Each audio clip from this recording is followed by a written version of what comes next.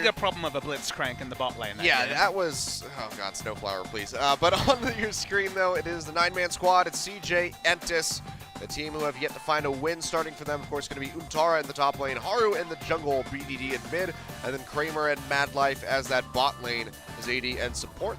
You know, it just begs the question repeatedly, are we going to keep seeing Kramer as the starting AD carry? They have Ghost. We don't know much about him as a player. He does stream on Azubu. You know, yeah. I have been able to see him play. He has. So nobody's seen it. That's a fair point. But I've seen him play. Look, there's definitely promise around him. And what he would do is he would at least change the identity, because you'd have to think the team would go less around building up Kramer, less around these late game team fights that increasingly they never get to. That's kind of the thing for CJ, is that they did one thing well. It's just in a meta now where you must team fight as soon as, 7 minutes into the game or whenever the second dragon spawns. Yeah. You need to be fighting for those elemental drakes, and on a simple level, that does not suit the style that CJ has shown us in 2016. Yeah.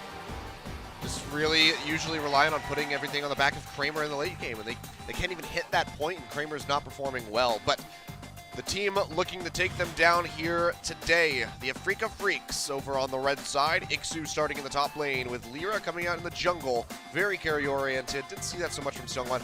But then, of course, you have Mickey in the mid lane, Sangyoon and SnowFlower, who have looked really strong at sometimes and then also looked really questionable. The Blitzcrank obviously going to be the biggest question mark that we have for SnowFlower, but his Bard play, something quite good. I mean, the story of the rise of Afreeca Freecs in the second round robin was Mickey cooling off. You know, it was very much less about Mickey hard carrying. And in fact, Ikssu, Sangyoon, and in particular lirA all raised their level of play. And even though Mickey was still eating 2-3 bans, they were using the fact that they had a mid laner that drawed so much respect and playing around him well. And that's what really coincided with the rise of Afreeca. I want to see CJ do the same thing. Cool off on their focal point, cool off on Kramer, and give other people the chance. Because Untara has had good games. We don't really know enough about Haru to know what his power is out of the jungle. So let's wait and see what CJ Entus had to show us. Obviously the graphs so far, as usual, unkind to CJ Entus. Yeah, and I think they're going to be that way for quite some time. Haru almost falling below a 1.0. We had a 0.3 player after one series. That was funny. That was, yeah, jeez.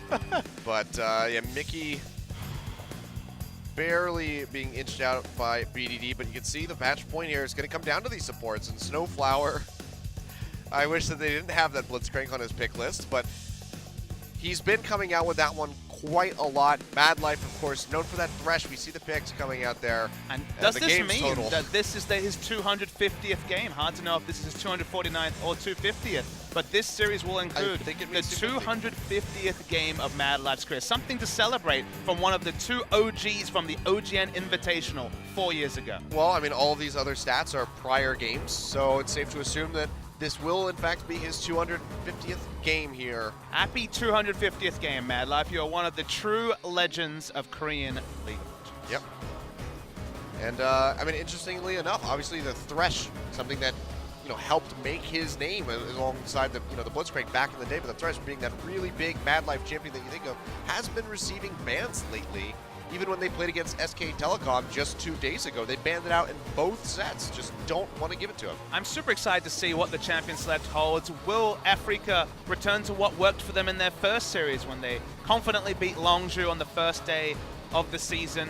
Where will MadLife go with his picks? In general, will we see something new? Because it feels like we see something new crop up every series, which is so awesome. And with so much League of Legends happening across the world, there's picks that haven't been reflected yet in Korea. We're still waiting for our first Vladimir of the season. So the early days of patch 610 and on, happy times. Yep, it's looking pretty good. And then 611 could shake some things up a bit. Maybe we'll see a little bit less prioritization on the Ryze, the Azir, of course, going to be taking some hits as well. But we can see kicking things off from the side of CJ, respect ban already over to Mickey with that Twisted Fate. And now we get to talk about an interesting respect ban, Achilles. Mickey and BDD are playing, and one champion, of course, in common with the two is that pesky ninja in the mid lane. So will Afreeca ban it away on red side? Of the 4 games so far that BDD has played, Zed has been banned against him in 3. So there's been plenty of respect, and wow, the mid lane champion for already taking a battering. Didn't get the memo for KT Rollster, but Afreeca Freecs will ban away the Azir. Well, LeBlanc is going to follow, so a lot of man. I want to see focus. 6 mid lane bans and then just the chaos of the champion select afterwards. That would be pretty crazy to see what these guys could compile together. It's going to be Kindred, though, so no 6 mid lane bans for you, Papa Smithy. Sorry to disappoint. And that means that Afreeca, unless we don't know the scouting report on Haru, will probably have to ban Nidalee as their last ban. So let's wait and see. Obviously, lirA would take and gobble up the Nidalee in second. He is a fantastic Nidalee player. Yep. And Nidalee has to be banned on blue side. So I guess Haru is another one of those junglers just not confident in bringing out the Nidalee at the highest stage. Yep. So, going to take that one off the board. So, final ban now for Afreeca. Ryze. What do you take away? Ryze is going to be the most obvious one. Highest banned champion so far. Lucian here. also is available on Kramer. Look, maybe he's not been finding the results on Lucian, but it is a power pick, true and true. The thing about Lucian is that it gives CJ a mid-game AD carry, and look, even if they haven't been able to use it particularly well, they need everything they can get to shore up what has been a patchwork at best ability to play the mid-game. Yeah. Well, Swain is the final ban from Afreeca. There's a lot on the board. So, I mean, the Ryze is the obvious one, as you mentioned. It's going to be snatched up here for CJ, whether that's for BDD or Untara will yet to be revealed. But now over to the jungle, so with that Nidalee and Kindred taken off the board, Elise Rek'Sai definitely going to be at the top of the list. Ekko Elise sounds like a red side draft here. Yeah, Graves is another one that lirA does play, but it's fallen out of favor as of late, so I don't think we'll be seeing that one. Let's see, though, playing around with the idea of this Maokai and the Soraka. Drop that silencing field on the ground, and suddenly Ryze can't do his combo. Even as a duo, Maokai with the twisted advance into, as you say, the silence field does deal with some of the machine gun tendencies of Ryze in the team. But I find it hard to believe that Soraka has risen to first rotation red side priority, but MadLife has been heavily prioritizing the range supports.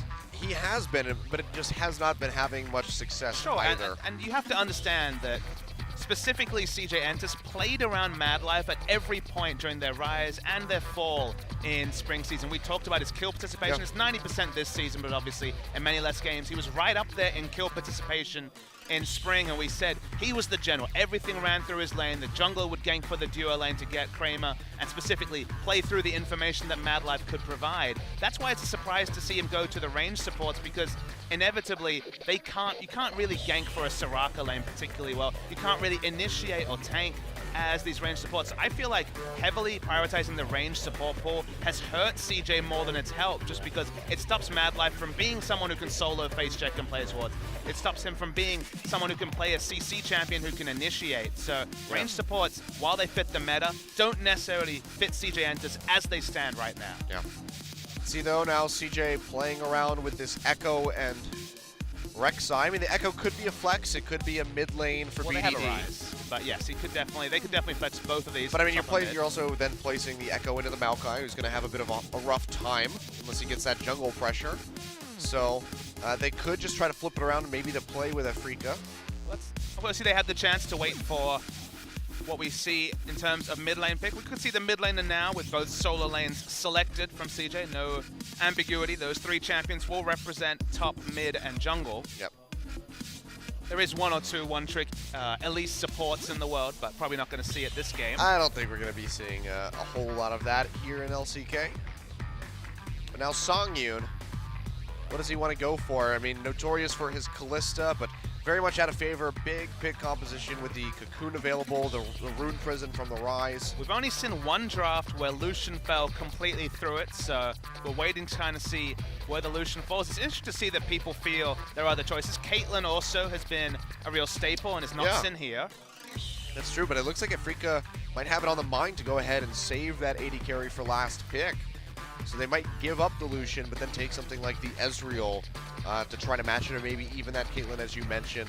I think the reason that you don't take AD carry heavily suggests something like Ashe as a last pick, a more risky that's also possible. AD carry. The initiation from the Ashe is actually very necessary given what you see from the rest of the lineup. Obviously, Maokai can Twisted Advance and come for a flank, but they don't really have any other initiation. I want to see CJ, if they're going to play a range support, I think Bard is the true answer. MadLife is a great Bard player. Bard can disrupt control mages, Azir the famously, but also the Viktor in a lot of situations. So Waiting to see the AD carry and support. So I think Bard is the range support du jour. I can understand why he experimented with Nami, but again, doesn't feel like that marshals the troops as well as something like the Bard. So Bard is what I want to see there. The AD carry, I mean, giving extra speed specifically to Ryze is always happy times. That's very true. That's a very good Sivir would point. be a fine choice. He's also flipping back and forth between this Zyra. Seems it's going to be one of these two, the Bard or Zyra. I think Sivir-Zyra as a duo doesn't really work because Zyra is a counter-initiate kite-back champion, and Zyra, so Sivir is like an initiation champion, and Zyra is a counter-initiate. Okay. So I don't like the lack of synergy between the two, but there's a lot of synergy with Lucian Bard. This is known as the most oppressive duo lane in the current patch. So that means that some of the AD carry choices, perhaps the likes of Ashe maybe are kind of forced out in terms of options. Caitlyn would obviously be the safe choice. Ezreal also very, very safe. Last picking AD carry, again, Jinx and Ashe are the sort of champions you're looking to last pick, but It's not safe enough. But it's intelligent of CJ to basically force out the edge case AD carries by saying, okay, if you want to pick something crazy, pick it into Lucian Bard. Yeah. Well, now we can see, as I mentioned, Sangyoon very renowned on this Kalista, playing around with it, but I don't know how this matchup goes. I feel like you need to try to initiate some kind of lane swap or else it's just way too oppressive for you. Obviously, if they face check you at level 1, Kalista and Braum can do some amazing things, and this is not a bad draft to play Kalista with. He has a super big tanky frontline, Bard, the Braum, the Maokai, and also the Viktor Gravity Field. Graves also is a pseudo tank. Good zoning tools. He still returns to the Kalista. All right, so he's going to lock it in. I will say, if it wasn't Lucian Bard, if it was something with less lane presence, I don't think we would have seen the Kalista, but the pivot makes a lot of sense with both the draft they've put together and in the scenario they're in. Yep. So, of course, it will be the rotation there of the Ryze and Ekko, so we'll be BDD on that big mage in the mid lane. Until 20 seconds, there is the chance that we see the swap back, but heavily expecting it to be the lanes that you see selected right now. And Jungle Graves, lirA's best champion in spring. We saw a lot of junglers pivot away from the Graves, mainly because if you're fighting for the dragon early game, Graves hasn't really hit his item timings. He can struggle for relevance in the first couple of elemental drakes. And although he was always ready to go in the late game, the game is very much decided before the late game. And CJ Entus have really been one of the teams to find that out, perhaps most glaringly, given their struggles in recent times. So level 2 gank from lirA a possibility. Graves very powerful at level 2. But how he navigates just the draw of the elemental drake and the contests around dragon will be very exciting to track for Afreeca. Yep. A lot of things to keep track of here. And of course, I mean, lirA, very carry-oriented jungler going up against Haru, this new blood who really haven't gotten a good showing from him quite just yet. We don't really know what to expect and what he's capable of. So going up against somebody like lirA, this might help us judge him a little bit better and get a clearer image of how he plays. And CJ have also drafted for the mid game, so let's judge, can they play to their win conditions? Because in the mid game, even though they have Ryze in the late game, in the mid game across the board, they fight very, very well. That they do, but let's go ahead and get straight into that first match. CJ Entus looking for their first win here as they enter into game 1 against Afreeca Freecs.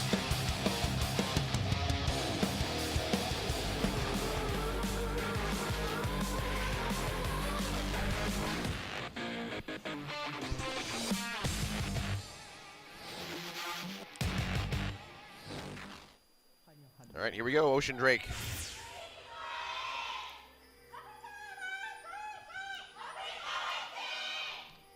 Pretty much evened up across the audience there.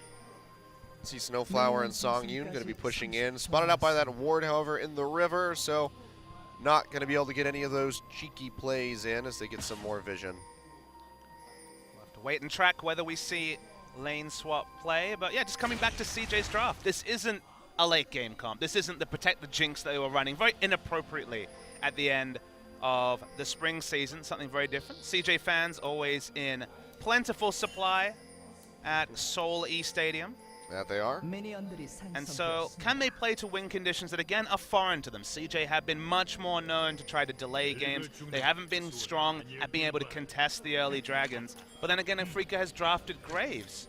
So, it's an interesting one where whichever team plays more cleanly in the early to mid game, I think, has a big advantage in this situation. And it's not like Afreeca have a massive scaling advantage in the late game. It's very much going to be a lot of power on both sides. So hope for some explosions as we see Dangun watching on in the crowd. Yeah, just hanging out. For those of you guys who might not have seen him on the broadcast, Dan Good now stepping in for Caster Jun during the piggyback broadcasts on Monday and Tuesdays. And breaking up what was a long streak of casts as the lead commentator in the LCK since, I believe, end of 2013. Yeah. So, long streak for Caster Jun. The end of an era, but he's still here. I mean, for Dangun, it's actually a massive move for him. A lot of people may not know, but he cast the Nice Game TV Challenger League for a long time. Yeah. I used to piggyback broadcast off his broadcast, ironically, back in 2012 when Pastry Time and I were coming up as casters. We would cast the Battle Royale.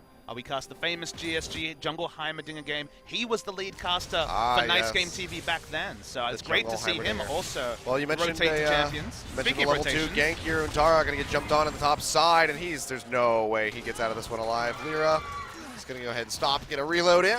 Finishes him off with one last hit. So a very early first blood coming out for the Freaks. And when you consider Jungle Graves, it's so interesting because you remember the days when we talk about, say, Kennen versus Irelia top lane matchups where it's like, oh, it turns at level 2, then level 3, then level 4. Like there would always be someone who won the seesaw of pressure. Jungle Graves is literally level 2 is fantastic. Shame about the ones up to level 6.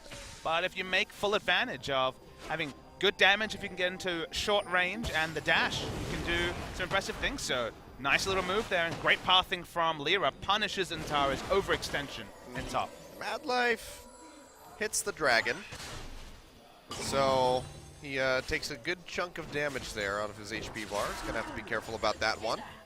Didn't really see. I believe that was maybe hitting one of the sentinels from the... And then meep damage. Kalista, and then splashing. I believe that's what happened. Okay, yeah, couldn't get a Otherwise, there's no point for him to aggro the dragon. So. Yeah, that's the only thing that really makes sense. So you can see Haru's going to get spotted by that ward right at the ramp to the blue buff, but...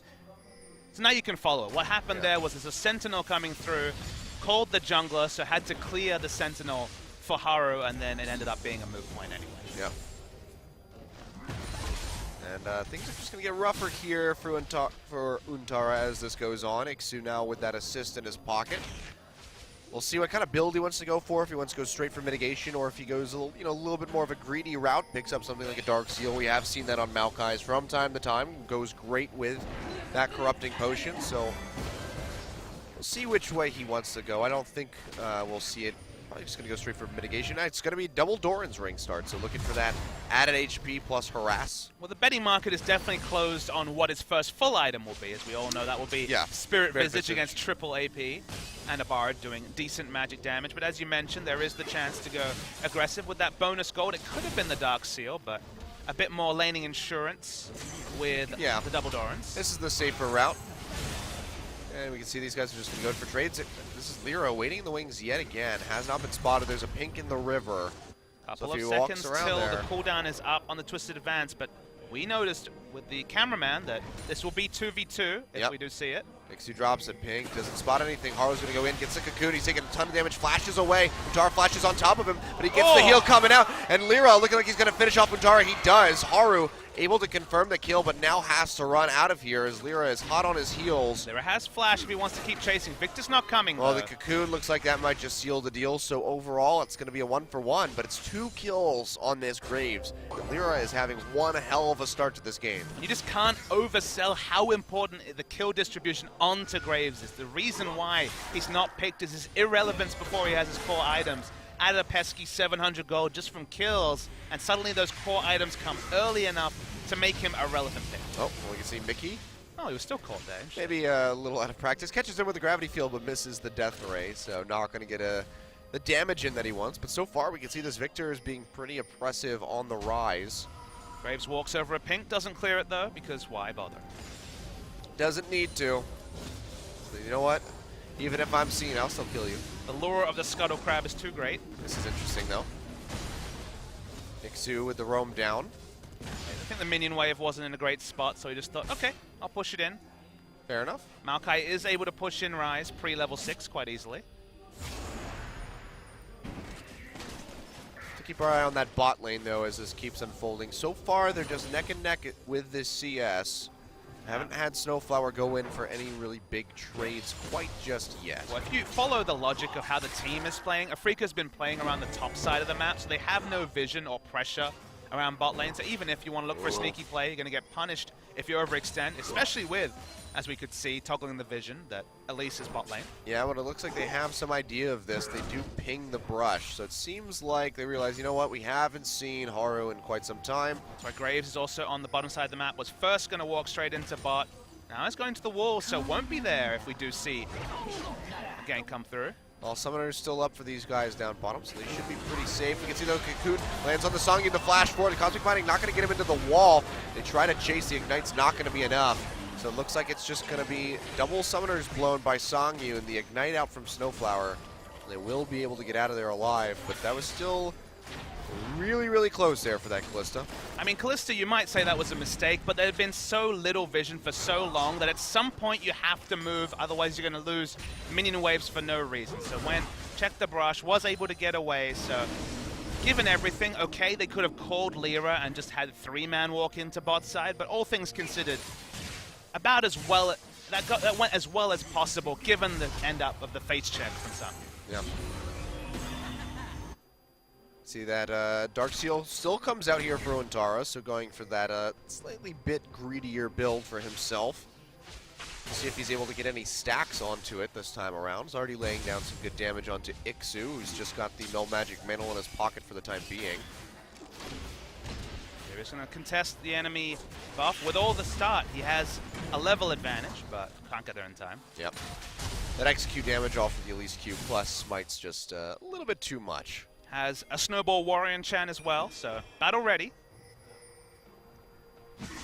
Interesting to see if we see some rotations around mid. If they can, for example, bring ikssu, force Ryze to back when his teleport is down, and then just have lirA wail away on turrets. That's the sort of strategy that Afreeca were playing very, very well. If you remember last season, there was a lot of Graves entering lanes and pushing turrets with the laners. Yeah. That propelled Afreeca to their successes. Uh-oh, Sangyoon though getting jumped on will get slowed up. But Kramer not going to dash forward and go for anything.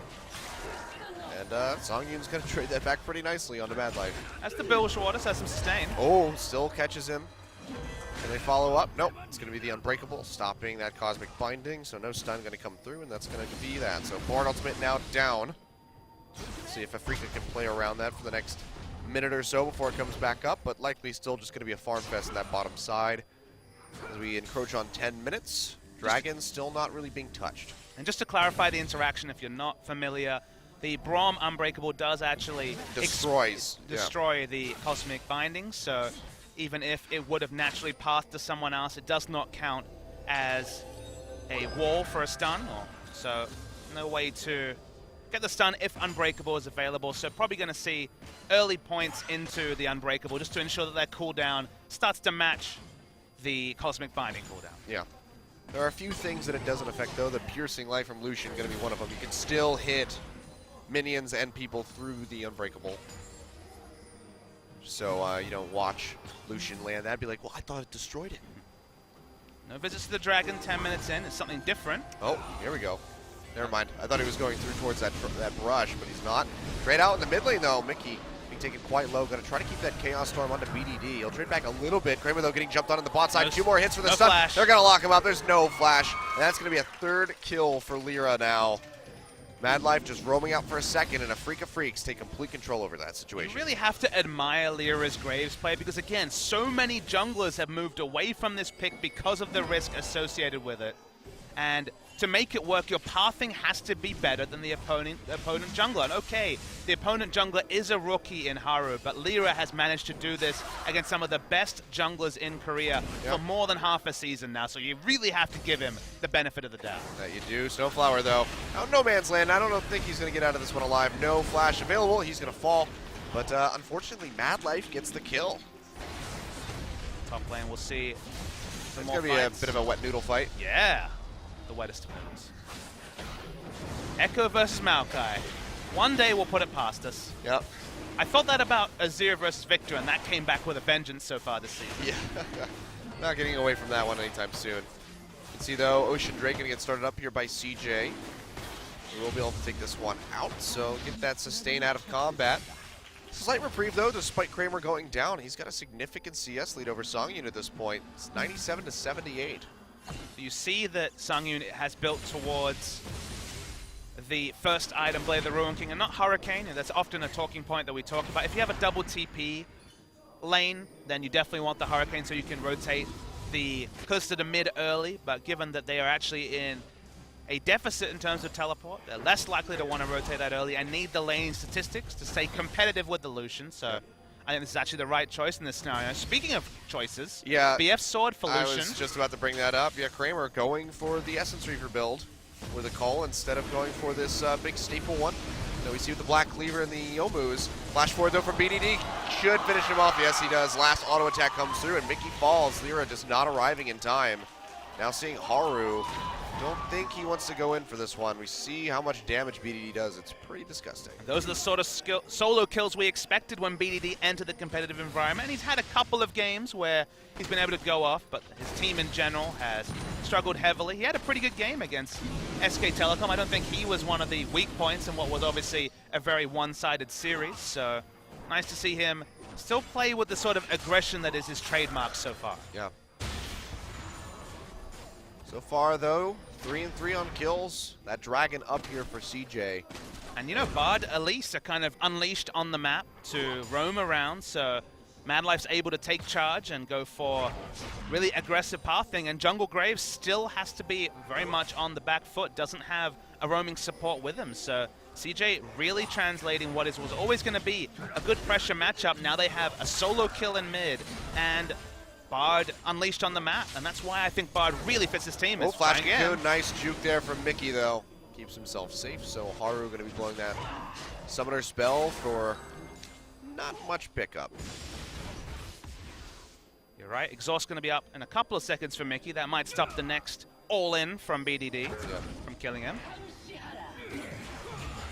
Still just have to be really cautious if you're Mickey. You can see the Abyssal Scepter. Or the Abyssal Scepter, the Rod of Ages has been finished there by BDD as he's getting those stacks in now. Should have all of them at 24 minutes. And the perfect Hex Core, which has increasingly become the rush, given the greater and greater importance of the movement speed from the Chaos Storm, as the damage now ticks so much higher when it does eventually register. You want that Chaos Storm on top of the enemy for as long as possible. Yep. lirA roaming over to this blue buff. Does he want to check it? It doesn't look like it. They will see BDD coming over, so they'll get the timer for it. Not that they really need it anymore. Now Afreeca just need to keep forcing either skirmishes or true 5v5s where lirA is involved. In the lanes, they have no kills registered. All their kills are on their jungler, so their power is very much only relevant when lirA is involved in the fray. Yeah. Speaking of lirA, we can see that Hex Drinker already completed for him. The long sword on top, so good amount of trading potential here with this Graves already, as you mentioned earlier on. It's basically, I mean, 4 decent magic dealers with Bard included in that count. So the only one he really has to worry about at this point is Kramer, who's not going for that very early burst build that we've been seeing so much. Sangyoon can also is flexible on Kalista after those 2 core items to go something like the more Malmortius or just a bit more tanky. You know, once the Hurricane and Blade of the Ruin King come out, you will probably pick up some armor penetration, but everything else is very negotiable. So the build paths for these Afreeca members look very good. As once again, a lot for Mickey to have to respect in mid lane. Yeah, it looks like they're going to go for this Mickey still does not have flash. They can cancel the teleport with that Bard ultimate. Looks like they might just back off, though. They want him to leave the safety of the turret. Mickey knows better, though. And look at this pathing. Smart from Braum and Graves. They're going to walk to mid. This is Mickey saying, look, I need some pressure around mid just so I can farm. Well, they're going to come through, look for some wards. Not going to find any, though. And this is just still a wet noodle fight. Unbelievable. Ikssu finished Spirit Visage first. What a random build. You know, I'm amazed. You know, a lot of these players have wrist issues coming in. I mean, even, you know, back in North America and EU, we see a lot of these guys having issues with their wrist. I don't think MadLife's ever really had a problem. I've never seen him wear a wrist wrap. And he's on his 250th competitive game. And you can only imagine how much he plays in solo queue. There's just so many secrets of the trade to learn from MadLife. All the teammates he's gone through, all the different duos that he's had to build synergy with. The way his org has developed, ebbed and flowed in 250 games. That's a League of Legends autobiography I want to be able to read. Yeah. Too bad it's probably written in Korean. Don't worry, I trust Reddit translated. All right. Someone will get in there. I don't know if you want to do that. Well, I mean, I'm not saying it's necessarily going to be word for word correct, but the spirit will be there. Sure. We'll see, I guess, if it ever gets written. It would be a very interesting read, though, and then Fakers could come out, and then everybody will buy that one instead. That's true. Faker's still got plenty of time to go, and maybe MadLife as well. It's really hard to say what the upper limit on a player career can be. Yep. The landscape has changed extensively in the last few years since the LCS was introduced. I mean, everybody initially thought it was, I mean, based on other games that, you know, with pro players in Korea, everybody had kind of established or thought that they had established that it was about 2 years. I mean, the famous stat was the average player lost one split, and that's still going to be indicative because, of course, a lot of players rotate through, that squad players play a couple of games to come out, but the top end is certainly getting longer and longer. Yep. And the average is probably extending as well. There are opportunities given just how many games that are being played in multiple regions. Who's to say how the substitutes will be played in LCS now with the moves to best of 3 and best of 2? Big squad size might be a very relevant factor. Yep. Quite true. Oh. This is going to be the flash away there by Mickey. TP's actually coming in from ikssu as they want to go for a fight. He gets locked up there by BDD and they can't find a target. The repel coming through for Haru and with the flash taking him to safety. They're not going to be able to find anything other than this Cloud Drake, so they burn the teleport and they're going to get a slight consolation prize. No Bard ultimate to halt this one. Yep. We get through. And Untara TP's in. Yep, that factually is what happened. I don't know what exactly it managed to do. I don't know. Well, lirA's going to go in there. SnowFlower getting slowed up by the parallel convergence. He's going to get dragged out by the Fate's Call. ikssu finds Haru. Not going to be close enough for the knockup, but he will get hit by the Glacial Fissure. SnowFlower goes down. The calling finding him. Chaos Storm comes out. It's going to do a decent bit of damage. But overall, looks like it's just going to be a dragon for a kill onto the support. And CJ have a lead. Yep. SnowFlower kind of spared the blushes of Untara. Got caught in the parallel convergence, then culled to death, even with Unbreakable active. He wasn't even caught in it. He got slowed by it. Oh, no, it did get him. Last couple seconds. My bad. Yeah, he was standing in the slow field. Then we saw the Ekko kite back. It ended up stunning him and then culled to death, even through heal and the Unbreakable. Yep. So no other kills come through. So a kill for Dragon, a trade of teleports. You definitely take that if you're a Afreeca. I suppose. I mean, it's a Cloud Drake, so it's not the biggest thing that you could have gotten. You're right, but they made the call to make a teleport play. They pivoted to picking up a Dragon. They'd already committed at that point. Yeah. So. Well, I see we're going to have a very exciting first match here as Ocean Drake is the next one again. Yeah, regen. Hooray!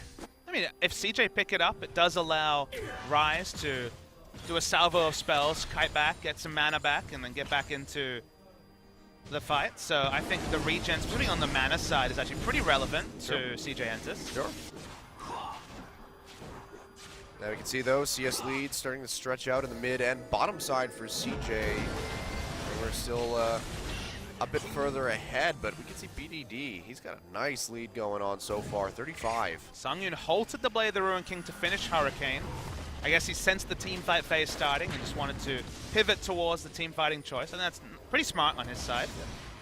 He did sense it right. Oh, Mickey gonna get caught out there by that Ballard ultimate. A ton of damage coming through. Nice Cosmic fighting as well by MadLife, just clipping him to the wall.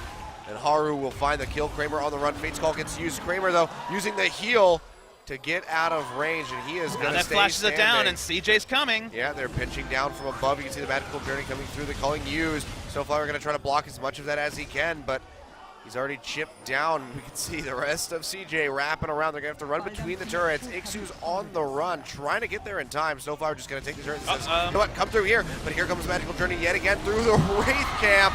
And that is going to be a kill going over onto SnowFlower. Sangyoon to follow. ikssu and lirA now suddenly in a bad spot. And CJ are starting to take control of this game. Untara arriving as well. The parallel convergence comes out, but ikssu going to jump to him with a twisted advance, but it doesn't matter. He still goes down, and MadLife finds his second or third kill of this game. 8-3, and looks like they might just go for Baron here at 21.5 minutes. Afreeca contrived to find a way to lose the maximum by the way they ran away. What they did was smart, but if they kept kiting up, they would have been safe. Instead, they decided to tank some turret shots. Maokai was there to relieve some pressure, but the bonus kills allows the Baron start. They're getting it low. Try to go for it. Throws out the collateral damage way too early. Still had a couple thousand on it. BDD runs forward, still just put some damage into lirA's face. Even with the arrival of Mickey and the use of the Chaos Storm, they cannot find a pick. And Baron goes down to CJ, who's having such a good early game against the Freaks. So this all happened because Afreeca felt pressured. Mickey, of course, got turret dived by multiple people were saying, where are you guys? They felt pressured to go for the dive. Couldn't get any autos onto the Lucian, so had to kite away through the enemy jungle. If they kept going upwards, they would have gotten away, but instead they tried to get support from Maokai, but because they had to tank turret shots and the great collapse came from multiple directions from CJ, they lose out in the maximum fashion, with the Baron buff being the icing on the cake, and suddenly 4,000 gold lead for the team with Ryze. The mid-game, it's 5.6 now. Yeah, that's true. Sorry, 4.3, that's how math works, Kilios. 4.6. 4.6, okay. Not They just got some gold. Yep, they just got sure. But result-wise, Afreeca really in a bit of a hole. A turret falls as well. The Baron buff is going to be so big in creating the map pressure. And CJ with a pressure advantage at 22 minutes. That's not something we've been able to say in many a series.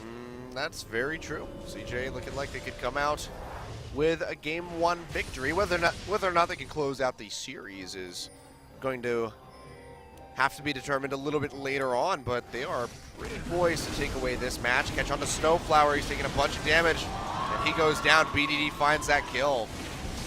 And really makes you wonder, though, this ban that came out from Afreeca, taking away the Swain when the Ryze was available. I mean, let's be clear. A lot of people will watch this and think, it's Ryze, he's overpowered, that's the reason they're winning. The pick that has won CJ Entus this game is Bard. Yeah. The difference for MadLife this game compared to the rest of the season when he's playing Soraka of all things, or Nami, who has a little bit more catch potential, to Bard, where he's able to combine with a rookie jungler, really influence the pathing of that jungler because he's the one deciding where people go, and then just tie people up with both the Cosmic Binding and the Ultimate is what has allowed CJ to have relevance in the mid game. So keep Bard specifically away from CJ Entus, because MadLife, it just allows him to be the quarterback that this team needs him to be. Yeah. Well, we'll see what happens when they come around to the other side of things. CJ, of course, going to be on the red side after this match as they try to continue this onslaught in the mid lane. The turret already down below half HP, but lirA still does a good amount of damage, has those 3 kills for his team. So they have to respect that. Peel back. In the meantime, they did take the tier 2 at the bot side, so it's 4-1 on towers, and they are just stretching that gold lead even further. Team fighting gets more difficult for Afreeca Freecs. A snowball purchase of a QSS is just more onslaught of time for BDD to run in and get those combat rotations. Already has full stacks on his Seraph's Embrace and the Rod of Ages, all but full up as well, so this Ryze ahead of his timings, which is always scary to see. Yep. And it looks like it's going to be another Ocean Drake. Yeah. So triple Ocean Drake. It's the counterpoint to the Telecom Wars. Yeah, where we got all of the good dragons. Look, the world understands, League of Legends understands that this is the last game of the week. We need to come down from the high. We need to really get to a good spot. Just relax and have a couple Ocean Drakes. Yeah. See, the teleport going to be blown. This turret's really low, but it looks like CJ actually cannot finish it off in time. So ikssu arrives, but he can't catch anybody. It's almost a weekend, Achilles. Relax and pop up a couple of Ocean Drakes. You've earned them. Well, looks like Untara is earning himself a top tower. Get some more damage in on that one, but still has to respect. ikssu has that Bomby Cinder as well, so he will pull aggro immediately. So he doesn't really want to sit underneath that for too long. Can we turn cool, refreshing Ocean Drakes into a meme, Achilles? Enjoy a cool, refreshing Ocean Drake. Hey, it makes your health and mana refill. That's a refreshment. It's like right an there. advertisement that you see on like spring break for League of Legends. Oh boy. Yeah, I don't know if that one will catch on too much. I mean, the refreshment for CJ Entus in this particular match, and their fan base in particular, they put together a good 25 minutes, and they played pressure, they've grown their map position, they've put down aggressive wards. They're doing exactly what they need to, which again, is atypical of recent CJ play. Afreeca just have so few safe places to walk. Vision. Denial has been real from CJ as a squad. Yep. No one can enter lane against Ryze. Even Spirit Visage and a Negatron, compared to the Void stuff now complete for BDD, is not going to be enough. Level 16 as well, 2 levels above his mid lane opponent in Mickey. Yeah, we can see the Void Staff completed here for BDD with a QSS as well. Yep. So just looking to get out of all of those stuns that are on the side of Afreeca Freecs. The Rambo-fed Ryze we all are scared of. As much as it looks like this game could be finished very quickly by CJ, I kind of want to get to that point where we see the Mercurial Scimitar on Ryze. The Duke special. Yeah. Start autoing the hell out of your face. You have to have really advanced animation canceling to fit the autos in, but it does add up the damage, true. Yep. Must be said. If you botch your rotation, you have fallback damage. Fair. It's wail away at that 0.8 attack speed. Did you ever see the, this was before the mage rework, this was a while ago, the constant damage Viger build, where you get Nashor's Tooth Hurricane. Oh, baby. And then, like, Void Staff and stuff. It was pretty crazy. SnowFlower, though, going to get caught out by that Bard ultimate, but looks like they're not really going to collapse onto him. Sangyoon had to flash, though, so that's 80 carry flash down for Afreeca. Yep. Calling down by Kramer. Use that to get some damage on a lirA, sending him packing. And, you know, this is just, this speaks for itself. Presented without comment, the top lane. Yep. But no, it was actually a really funny build, though, because you just auto-attack for a good amount of damage. You also get Lichbane. So, like, you weave your spells in with your auto-attacks, and then you hit everybody, and then you drop your spells on people. And it was actually, it was a neat build.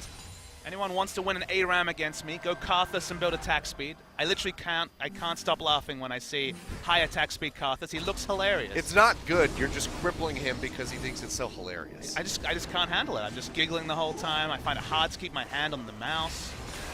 I remember one time getting beaten by a full AD Vladimir, and I couldn't even get mad at it. I was just like, this is so stupid. Like, it's hilarious that I'm actually losing a game. That's where I am with attack speed Karthus. I mean, when he gets old Bloodthirster with the stacks, and he just starts autoing you, that man never dies. That plus transfusion's pretty dirty. Speaking of dirty, SnowFlower taking some pretty filthy damage. He will get dragged out by the Fate's Call just in time to keep himself alive. I need to answer the split push. Notably, ikssu still has about 15 seconds on his teleport, so they're kind of hamstrung in how to deal with the full court press. Looking for the pick onto lirA, uses the collateral damage to distance himself away from BDD so he can't get the combo off, but they're just baiting out for this Baron, which has been spawned for about a minute or so. Top laner still duking it out in the bot side. Teleport is up now, so have to be careful if you're Untara. You have much less options when it comes to collapsing, because Maokai has interrupts and also instant cast CC on the teleport. Yep. See, they're trying to go in for the pinch here. Can they find anybody? Bar ultimate goes through, finds SnowFlower yet again. This poor guy. Face call is not available, but he will be able to use Flash and stand behind me to get himself to safety. Initiation when the Bard ultimate down isn't the easiest to pull off unless we see some really impressive plays with the parallel convergence, so they'll just back away. Yep. Return to the split push mission. Maybe we'll get a change of hands in the next game, and SnowFlower will play Bard, and we can see who's the better Bard. It's MadLife, probably. Probably. I mean, MadLife on support, like pretty much any support, it's really a tough call between him and maybe people like Gorilla and Wolf. I don't know if I fully agree with that sentiment. There's obviously legacy champions that he's excellent at, but Bard is one that he really took to very quickly. The Bard players in Korea weren't plentiful. There was Pure on the side of Longzhu, played a lot of Bard. MadLife also had a good time with Bard, but he was very much you either play Bard or you don't play Bard kind of champion, at least in spring. Then we went to MSI and Bard became very quickly a ban or important champion there. And the likes of Wolf and Gorilla have played Bard and on occasion have looked good, but it's really the ones who put in the time, who played a lot of games, like MadLife, that really make this champion work to its full potential, and Afreeca famously in North America. Yep. See though, Dragon gets started up. Looks like CJ might just commit to finishing this one. A little bit spun away there by Haru, so third Dragon over to them. That's actually going to be an opening here for BDD to go down. lirA finds the kill. Now they're over onto MadLife, who gets locked up by the Braum concussive blows, and they take him out. Sangyoon finding the kill, and now Kramer looking like he's going to go down as well, and he does. Sangyoon rending him out for a double kill. And that is a rough spot all of a sudden for CJ. Still considerably ahead in gold, but now 3 members down. 40 seconds on Kramer, 30 on BDD. Do they just rotate over for the Baron? It doesn't look like they're going to be able to do it. So it'd be really difficult to take Baron against a triple Ocean Drake, even duo, just because they can poke in and 4 seconds later. Well, they're going to go for it, it looks like. Well, looking for the pick first. Yeah, they use the teleport. Untara getting in onto Mickey, laying down a good amount of damage. Sangyoon, of course, can confirm this kill with the Ren. lirA is 2 levels above Haru, so his smite is that much higher.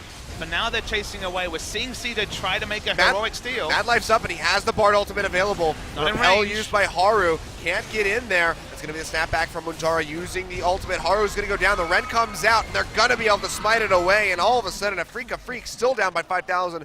Maybe still in this game. BDD TP's in on the top side. Untara trying to bait them in. Bard ultimate comes out, finds lirA and ikssu. Can they collapse? The Ryze is still very far away. He cannot find a way in.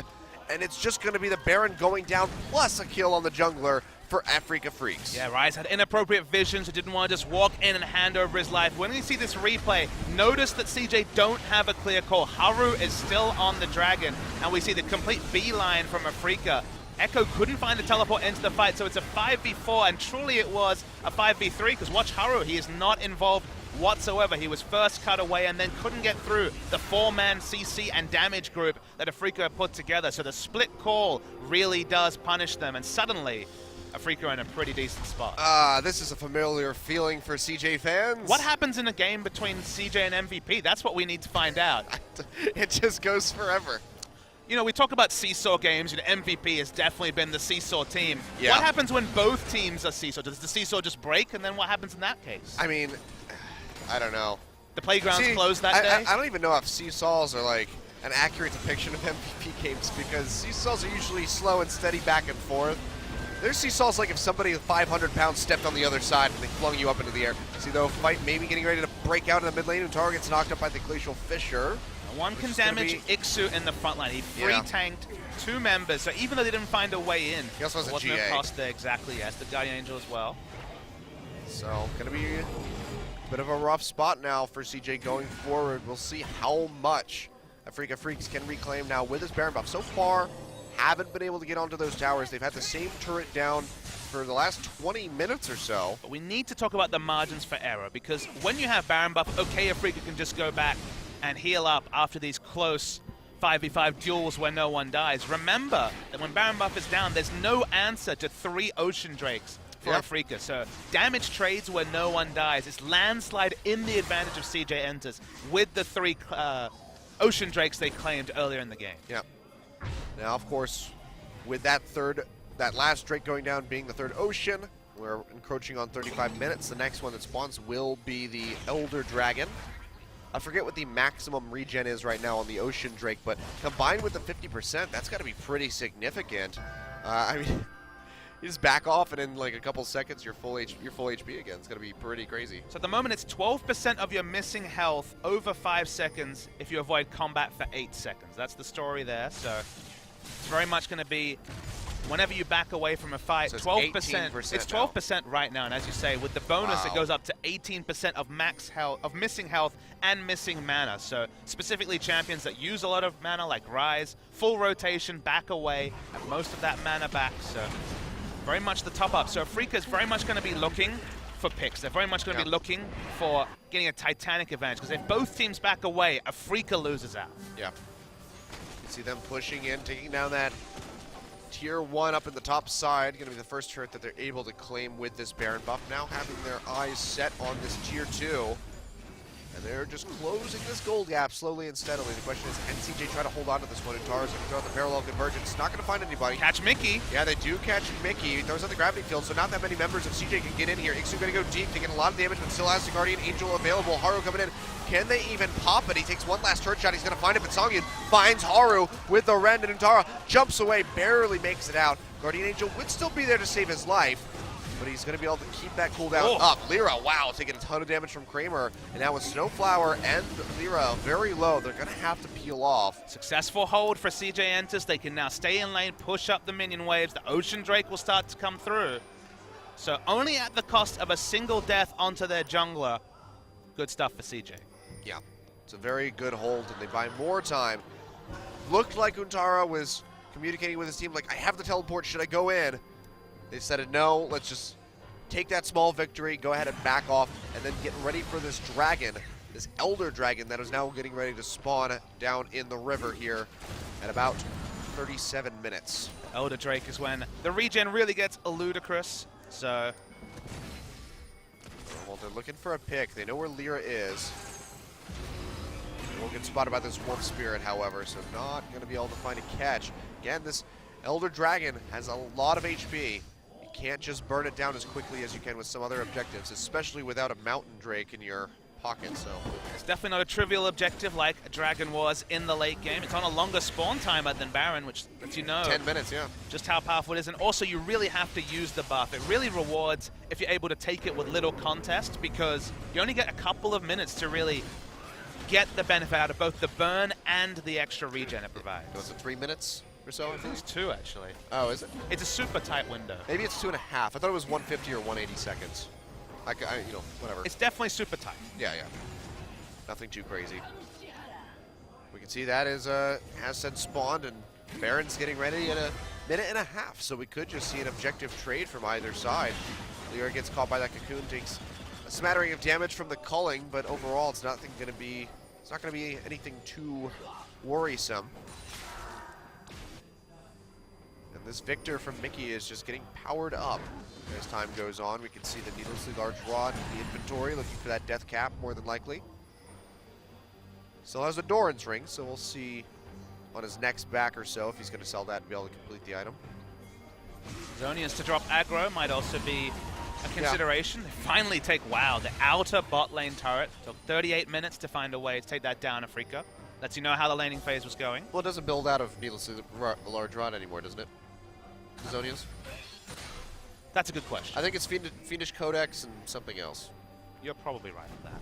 I think it's Luden's Echo, Ryze, and then the Rabbidan's Death Cap that builds out of needlessly large rod at the moment. New items are difficult. Yep. I could be wrong. It happens a lot. I'm just a play-by-play man. You are correct on that. Yep. That's why the AP value is lower. There we go. That's going to be the TP coming in from ikssu. Gets that Banshee's Veil pop. Goes in deep here. MadLife's already pretty low, and now Untara arriving to the party. Throws out Nobody the stunned up. Not going to be able to find anybody. That should just be the disengage. ikssu takes about half of his HP and damage. But he did invest his teleport just to buy time. Yeah. Didn't get the Elemental Dragon out, but ikssu is definitely DPS'd out. Doesn't have Guardian Angel either yet. They just have to disengage and wait for that regen to come in. For Haru here, who's been chunked down pretty low. You can see MadLife already getting that HP back very consistently. And now Haru will be as well. As long as he doesn't take champion damage, which he just did on your screen. Yep. ikssu is still Maokai though, so all those sap magic passives bringing back up his health total. lirA gets caught, takes a ton of damage from Kramer over the wall. Wow. That was... Suddenly Baron is looking like a very realistic objective. They're going to go straight to it. Yeah, they're going to go ahead and start this one up. You can see the Scrying Orb comes down into the pit, and they are just melting this thing. Graves has already seeded the Baron. He's in the top lane. Yeah, he is. The rest of the Freaks looking like maybe they want to pick a fight or try to get something off the back end. lirA just trying to regenerate some HP, but he's not going to get there in time. The Baron goes down, taken by CJ. They jump onto Untara, lock him in. He still has the Guardian Angel available. Snaps back with the ultimate, keeps himself alive, but ikssu falls in the meantime. Mickey taking the brunt of that culling. Gonna have to hightail it out of here. Bard ultimate gets thrown. It's not gonna catch anybody, but the Fate's Call comes through. Nice flash by MadLife. Goes through the magical journey. Some cheeky plays. BDD goes into the backside, but he's all on his lonesome for the time being. Looks like he might go down. He's gonna come back up from that Guardian Angel. I don't think they have the damage to finish him off, but Haru has the damage to finish off SnowFlower, and it's going to be a 2-for-0 plus Baron for CJ Entus. They're going to keep this game going. Yeah, all they got from CJ was the Guardian Angel popped on BDD, so the smallest of advantages. lirA was smart to pull away, realized that at that lower health total wouldn't be in any realistic way to steal away the Baron, so Baron goes over. Nice pick onto lirA was it really opened this up, and then Afreeca goes in. lirA isn't grouped there. ikssu was already at about 70% health when they started that, so another situation where lirA just really not on the same page as the rest of his team. The dodge onto the Bard ultimate was actually really nice, but it allows BDD time to find the flank, and he's relevant and just catching up and DPS in the backline and buying time for the rest of CJ to run in like cavalry. Yep. Mickey almost went down, but they do pick off SnowFlower at the end of that one. We can see, though, the Elder Dragon falling now to CJ, completely a no contest from the side of Afreeca Freecs. They're still close. It's still just 4.8 thousand gold separating these guys. But now Baron and Elder Dragon, that's so much regen from those triple ocean drakes. How can Afreeca deal with this for the next couple minutes? See, the only boon they have is that none of these dragons are specifically combat related, whether it's combat with minions and turrets or combat with enemy champions. So although the regen can be relevant, if they can just wait out the buff, you know, only the true damage from the elemental is the big story there. But this could be a worse scenario. So they are actually in a thinking man scenario where they can potentially come back. It's still difficult. The burn is still there, especially now while the Elder Drake buff is applied. But again, it could be worse, is all you can really say for Afreeca. Some of the Guardian Angels starting to come back. BDD is still a few minutes away. In fact, he's sold it for an Edith's Large Rod. Okay. Just going for damage. And always rebuy it later. Yep. Just gotta wait for the 5 minutes. See though, pushing in onto that tower. It's gonna be made quick work of with those Baron of Power minions sitting by on the side of CJ, and Untara and BDD starting the splits in the side lanes. And they'll just be able to rotate straight down to this bottom and start chipping away at this. It's really smart from CJ. They understand that Afreeca's comp is only powerful when truly grouped as 5, so running them around the map, getting a free inhibitor turret, and now DPSing extensively on the bot lane as well. Yep. And this is where those buffs are going to come into play. You can just keep pushing in, taking some damage, waiting for the waves to come back in, to go back in after the regeneration comes through. First inhibitor is going to fall here at 43 minutes in the mid side.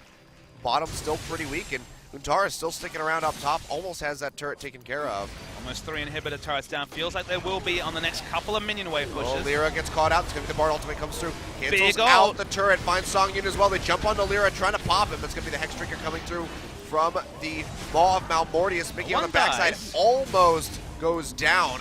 They actually find a kill onto Haru, but that is going to be all 3 inhibitors falling. And you can only expect CJ to be able to close out after this. We have seen those miracle returns. We look at KT Rolster, but I don't know how likely that is this time. The top inhibitor did not fall, but still 2 lanes of super creeps coming in. That's going to be pretty detrimental for Afreeca Freecs. Just to echo my previous point, the 2v2s really don't work for Afreeca. They cannot win 1v1s or 2v2s against the like of Ekko versus Maokai, Ryze versus whoever's sent to answer him, so they're moving as a 5-man unit, which is what they need to do. However, when you're against Baron and the Elder Drake, eventually going to be run ragged, and that's what's happened. That's why the base has been broken in all 3 spots, and only the top lane inhibitor still stands. So CJ playing very smart once again. We've finally gotten to that late game, and they're not 10, 15,000 gold behind, or the game is not done. Yeah. Therefore, they actually look decent. They do. They've had a couple flubs here and there, but overall, CJ's been playing a much different game this time around. Kramer maybe kind of feeling that fire underneath of him, saying, you know what, I got to start performing or else I'm going to get replaced. And to me, the big difference is what the Bard has contributed for this team. I look for a Bard ban in Game 2 because I think it just gives CJ options they don't have access to with any other support. See, Kramer has finished his build, has the Phantom Dancer in instead of the boots. Death Cap also complete for BDD. We're getting close to the 5-minute mark, so he could sell one of these items for Guardian Angel if he so chooses, perhaps the Zonias. But for now, just going to pile on the damage. Well, he's got plenty of that. You can see the Lich Bane going to be the final item for Mickey as well, as he has the Sheen in his inventory. Interestingly enough, lirA went for the Bloodthirster instead of the Death Stance, something that we see very commonly on the Graves. Something that lirA has been known for, Bloodthirster as first item. As an early item over other defensive options that Graves players would go for, like Steric's Gauge. He was always building Bloodthirster instead of that Steric's back in the day. So far, though, just not doing the work that he needs it to do. Cocoon going to go wide, not quite going to clip anybody, but Sangyoon still takes a bunch of damage. Anything that Afreeca have going for them is Kramer has no flash. If they can find a way to kill him, remember he's slow also without boots. Yeah, well, Untara going to get caught up here. Still has that Guardian Angels will get popped, and they're going to go in onto ikssu, try to whittle him down. He's got a GA of his own. Now MadLife going in, he's going to get popped. Sangyoon finds the kill, he's going to find a double as BDD goes down. Haru's going to fall as well. It's a triple kill for Sangyoon. And looks like Afreeca Freecs have bought themselves some more time in this game. Can't really capitalize because they have 2 lanes worth of super creeps coming in, but my god, big catch right there. The 5v5 is the one area where CJ can't opt into. That's the one place where when Afreeca can group up as 5-1, there's a strong front line for Sangyoon to do consistent damage in the back line, and lirA to some degree as well. CJ don't really have the comp to deal with that, and inevitably, when you're fighting over taking down the Nexus turrets and inevitably the Nexus, you have to opt into a 5v5. So for now, the halt has been real for Afreeca, and with Baron spawning in 8 seconds. You got 20 seconds on BDD and Haru, so there's no smite threat. You have a Rend and a smite on your side. This has to go over to the Freaks. There are teleports, but you can see on your mini-map, Kramer and Untara are not interested at coming to contest this Baron so far yet. It's going to go down so fast. I'm surprised Untara didn't go try to just take the inhibitor in the top side. It looked like they were going to go on a two-man mission to backdoor, but of course there was no inhibitor backdoor. Right, but this well, is the 5v5 once again. So this DPS down Untara. The fight is reset, but the fights here are all about Sangyoon and Mickey with a frontline. That frontline is now SnowFlower piling on items level 15. Iksu almost unkillable in the front line, and Mickey, lirA, and also Sangyoon free DPS down what is relatively a pretty squishy front line from CJ Entus. Yep. You cannot compare the tanking capabilities of Ekko and Maokai in the late game. The fact that you get 20% bonus effectively on all your resists when you're a Maokai with that ultimate, of course, help out your team as well, gives you the advantage. So even though you get that big burst of health or healing with your ultimate as Ekko, it just doesn't compare to what Maokai provides, and the 5v5s are suddenly looking pretty tricky as, yep, BDD sold out an item and now has the QSS again. Death cap for QSS is a very interesting trait. Oh, you mean the GA? Yeah, sorry, death cap for GA is a very interesting trait. Yeah. Certainly is. Interesting that it tells you the power of QSS, that even in the world we live in where it no longer takes out debuffs, he'd rather sell death cap than QSS. Still has a good amount of consistent damage even with the items that are available to him, but we can see he's not doing a whole lot right now. But trying to hold off this onslaught that's pouring down the mid side. Wave clear, of course, is there from Mickey. lirA gonna get caught by the cocoon. It's gonna be the bar ultimate coming out. He still gets caught, gets pushed back by the collateral damage. Stun into the wall, not quite gonna connect. Sangyoon throws out SnowFlower. Can he find anything? It's not gonna happen. GP comes in from ikssu, suddenly 5-man army here from the side of Afreeca Freecs, and they push in down this mid lane. As you mentioned, they cannot fight them 5v5. Need to find a way to split them. The best way to do that is the Bard ultimate, but it is on cooldown for at least another 30 seconds. Yep, you can see parallel convergence gets thrown out. Finds Sangyoon, but they cannot collapse. ikssu gonna get caught out by the Cosmic Binding, and he'll take a bit of damage.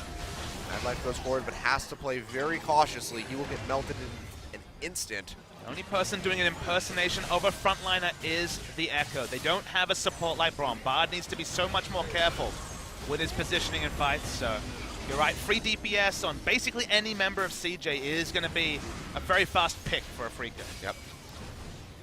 Now we can see with just a minute and 40 seconds left on the Elder Dragon, might just have to wait for that as another point of contention and see who's going to win this game, because so far it is neck and neck. Just 3,500 gold ahead right now is CJ Entus. Everyone at 6 items, barring perhaps the supports, but with a pink ward slot, it's basically 6 items. Yep. From their perspective. And all of the GAs available except for Untara's. Our ultimate finds 3, ikssu, Mickey, and Sangyoon all caught up. But the Unbreakable comes out. That's going to be the ultimate down onto Untara as the tower falls. They're just targeting him completely straight out. Gets the Ekko ultimate off. It looks like he may be able to get out of there. No, it's not. It's going to be the Fates Call. They throw him in. A double kill coming out for Sangyoon now as they pick up 2 more. And this is Afreeca Freecs straight on a warpath into the base of CJ Entus, and they might be able to finish off right here. The tanky front line of Untara is gone.